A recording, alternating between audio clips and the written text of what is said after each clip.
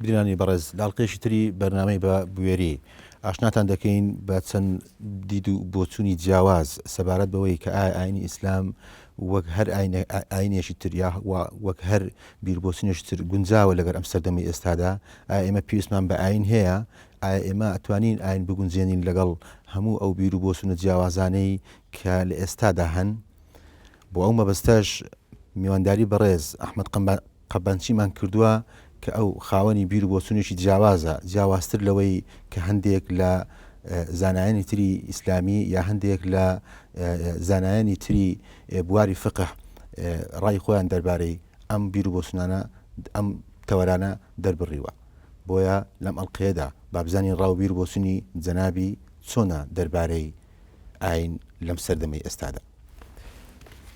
سمعت السيد نرحب بكثير وأشكرك لانضمامك إلى برنامجنا. مرحبا أهلا وسهلا. نبدأ بالسؤال، هل نحتاج إلى الدين في هذا العصر الحالي؟ بسم الله الرحمن الرحيم. طبعا أشكرك وأشكر قناتكم الموفقة على الاستضافة. يعني بالنسبة لهذا السؤال يمكن كثير من الشقوق يتفرع عنه، شنو وجه الحاجة؟ حاجة فردية أو اجتماعية أو حاجة تقنين أو حاجة للشريعة أو حاجة معنوية أو نفسانية. فهذا الحاجات وهذا السؤال فيه عدة شعب وفروع، بس كإجمال الآن في هذا العصر والمتغيرات الكثيرة اللي حصلت في تطوير الإنسان والحياة، الآن الرؤية تغيرت. في السابق كانوا يحتاجون الدين في كل شيء، حتى للطب عندنا في كتب وروايات طب النبي وطب الإمام الرضا وكذا، وعلم النجوم والفلك والقضايا، حتى في الزراعة والصناعة يحتاجون للروايات. هذا فلان فاكهة مستحب مثلا إنسان يأكلها، أو يعني كلها النظافة من الإيمان، حب الوطن، كل شيء يدخل في دائرة الدين. الدين كان يمثل كل شيء، هذه لأنه طريق المعرفة في الماضي والقديم المتدينين المجتمعات الدينية كان طريق الوحي، يعني لا يعتمدون على المكتسبات العقلية، حتى لو أخذوا بالمكتسبات العقلية بشرط أنه الدين يوافق عليها. كان اختلاط، كما الحال في الفلسفة اليونانية، كان الفيلسوف يعني كل شيء، يعني يعرف بالرياضيات والطب وكل شيء يعرف الفيلسوف الحكيم. ففي الدول الشرقية يعني النبي كان مثل الفيلسوف. في اليونان كانوا يأخذون كل شيء لأنه اعتبار أنه هذا الوحي يمثلهم معرفة يقينية. الآن تغير الحال، يعني الآن تشعبت منابع المعرفة في العصر الحديث، ورأى الناس أنه المنابع المعرفية الجديدة أفضل من القديم، يعني حسابات رياضية وفيزيائية وفلك كلها أدق من التراث من النصوص. والطب مثلا تشوف الطب الحديث والطب القديم، الناس بطبيعتها كل إنسان يحب الأفضل، يحب اللي في مصلحته أكثر، فتوجهت إلى هذه المنابع الجديدة، فأوتوماتيكيا دائرة الدين تقلصت.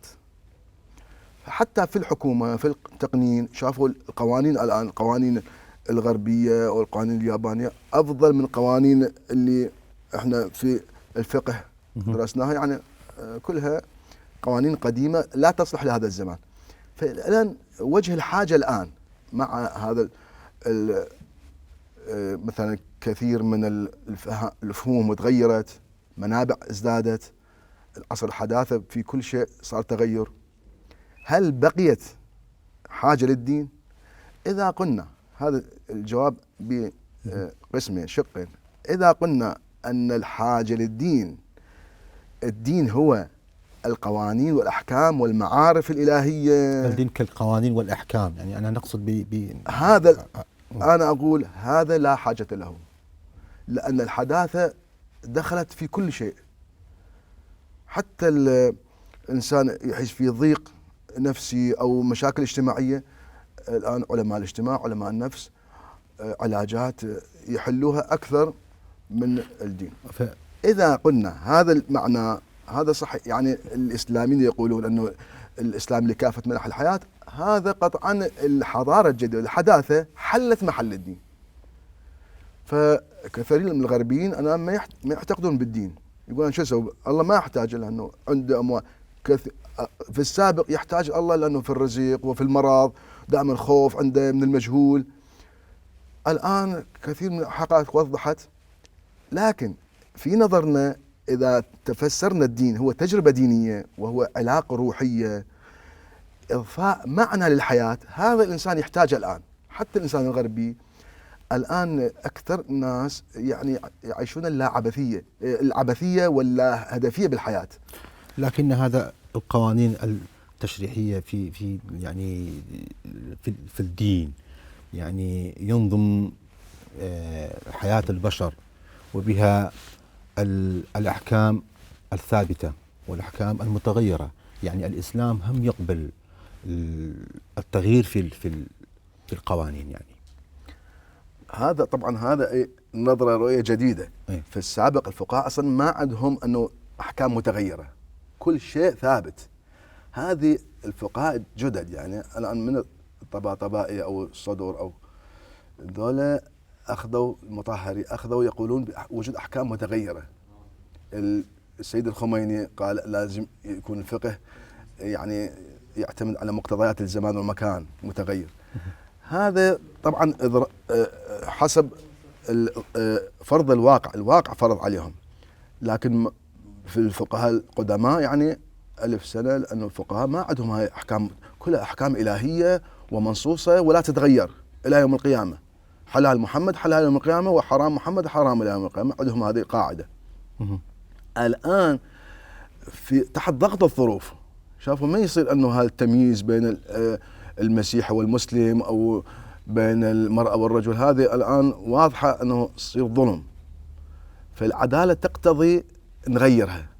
فأدركوا أن العدالة، مفهوم العدالة صحيح مفهوم مطلق، لكن مصادق العدالة يجب أن تتغير. في زمان كان العدالة تقتضي شيء، قتل الأسير مثلا، في ذاك الزمان كان يطابق العدالة قتله أو استعباده استرقاق. الآن أي أحد متدين أو غير متدين لا يقول أنه استرقاق الأسير.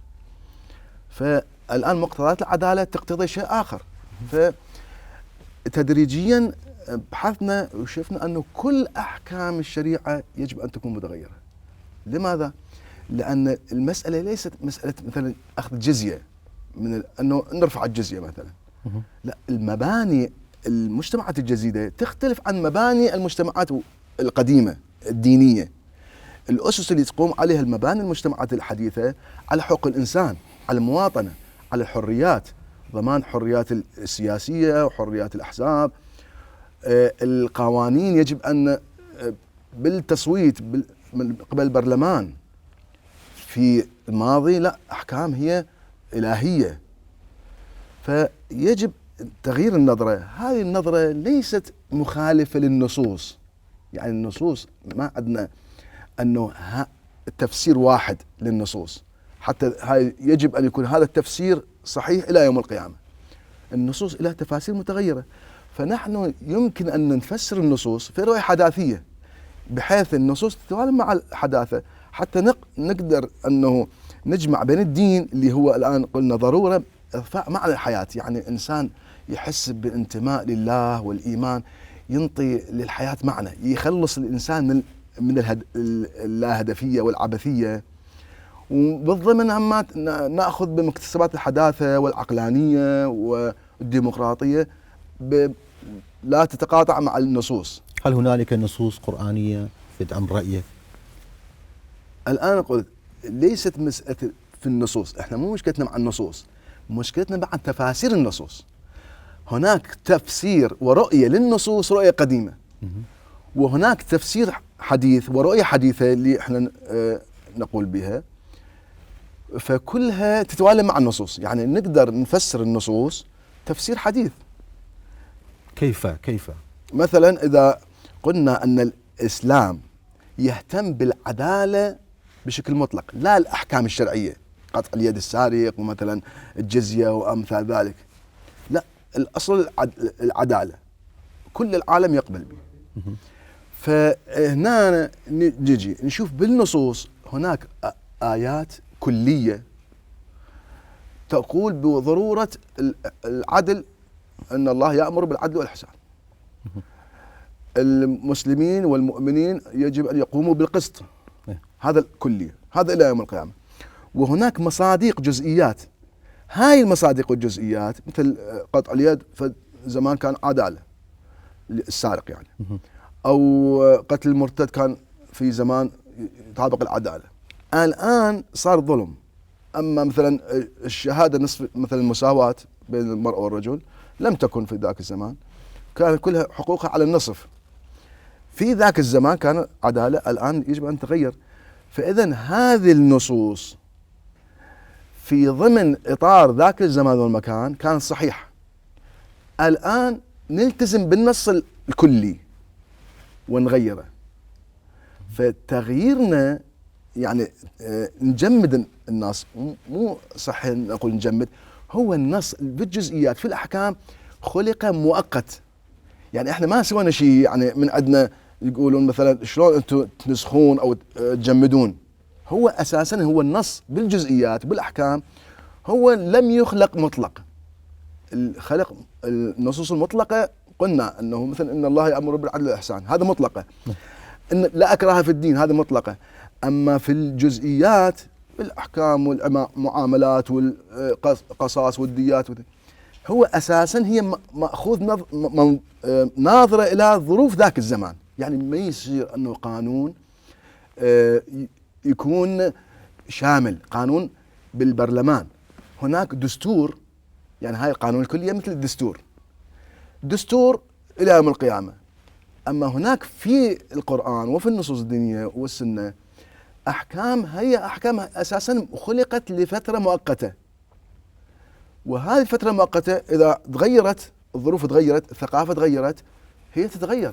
لكن ليست لدينا أي نص القرآني يعني إنها كانت مؤقتة. كثير من النصوص القرآنية يعني أدلة ناسخ المنسوخ، يعني لماذا نسخ القرآن بعض الآيات بعض الأحكام؟ لماذا؟ لأنها تغيرت الظروف. فإذا القرآن في خلال مثلا 23 سنة عشرات النصوص نسخها، هو نفس القرآن. لماذا؟ العلماء الإسلام يعتبرون هذا مفخرة للإسلام، لأن الإسلام يقول دين واقعي، إذا تغيرت الظروف يغير الحكم، لا ليس الدين جامد. نحن الآن نقول خلال 23 سنة تغيرت العشرات من الأحكام، كيف بعد 1400 سنة لم يحدث تغير؟ الواقع دائما متغير، فإذا الأحكام دائما متغيرة. يعني هل هنالك حرية الفرد والديمقراطية في الدين؟ أحسنت، هذه أيضا هذا السؤال ما يمكن أن نقول في حرية في الدين وفي النصوص أو ما في حرية. هذا الرؤية الآن السائدة، البحوث كلها تدور حول هذا البحث، هل في الإسلام ديمقراطي أو حرية أو هذا السؤال هو أساسا خطأ. أنا أشوف السؤال لازم يكون كذلك، أن هل في الرؤية الدينية الموجودة الآن أو القديمة حرية؟ هل أن الديمقراطية تتلائم مع التفسير والرؤية الموجودة؟ ليس مع الدين. شوف أساسا يعني حرية الفرد لكل أفراد، يعني من يبتغي غير الإسلام دينا فلن يقبل منه، يعني غير دين الإسلام لا يقبل دين آخر، دين آخر، لأن هناك عقوبة للقيامة. يمكن فما معنى هذا؟ يعني هذا حرية الفرد. أحسنت، يمكن الجمع. يعني أنا إذا قرأنا هناك قراءتين، قراءة تاريخية للنصوص هو اللي احنا نتبناها، وقراءة تقليدية يعني أرثوذكسية، الالتزام بالحرفي بالنصوص. هذا الالتزام الحرفي بالنصوص، القراءة الأرثوذكسية أو القراءة التقليدية، هذه طبعا تتناقض مع الديمقراطية ومع حرية الفرد ومع حقوق الإنسان. كثير من حقوق الإنسان الآن الإسلاميين يرفضوها، مثل المساواة بين المرأة والرجل، أو هذين الأمور تتنافى مع قراءتهم، قراءة تقليدية ليست مع الدين. نحن أيضا نقول الدين مهم وضروري، لكن بالقراءة الجديدة، بالقراءة الحداثوية أو التاريخية، هذه القراءات تتلائم مع الحداثة، مع حقوق الإنسان. لماذا؟ لأنه إحنا نأخذ الدين كجوهر. جوهر الدين هو التجربة الدينية، هو الإيمان بالله، حب لله، حب الخير للناس. هذا جوهر الدين، مو الأحكام. الفقهاء للأسف علماء الدين اختزلوا الدين بالأحكام، بالشريعة، وهذا صار سبب جمودهم. لأنه الأحكام ترسم العلاقة بين الإنسان وخالقه. يمكن اللي ذكرتها الله ما يتقبل من عنده، هذه ما ينافي أنه الإنسان مع باقي البشر يتعامل مع حقوق الإنسان، يعطيه حرية، خليه يصير ملحد، خليه يصير كافر، هو عقابه الله يعاقبه. احنا ما لنا حق، يعني حقوق الإنسان تفرض علينا احترام الطرف المقابل حتى لو كان أي كان، لا ديني أو ملحد أو مسيحي أو بوذي. فإذا حقوق الإنسان أفقية، الفقه علاقة عمودية بين هذا يجتمعان. الخطأ من الفقهاء العلاقة العمودية جعلوها علاقة أفقية، يعني أنه يجب أن نجبر الآخرين على الإسلام. هذه رؤية فقهاء. القرآن ما عندنا، القرآن يقول يجب أن تكون مؤمن، هذه إذا ما صرت مؤمن أعاقبك. بس مؤمن بالإسلام، يعني بالإسلام أحسنت. أو يقول أحكام، كل أحكام الحجاب أو حرمة الخمر أو المحرمات الكثيرة هي الإنسان علاقته مع الله. أما أنا ما لي حق أفرض على الآخرين أنه لا تشرب خمر، أنه لازم تصلي، إذا ما تصلي أعاقبك. هذه علاقة يجب أن تقوم على مبنى حقوق الإنسان.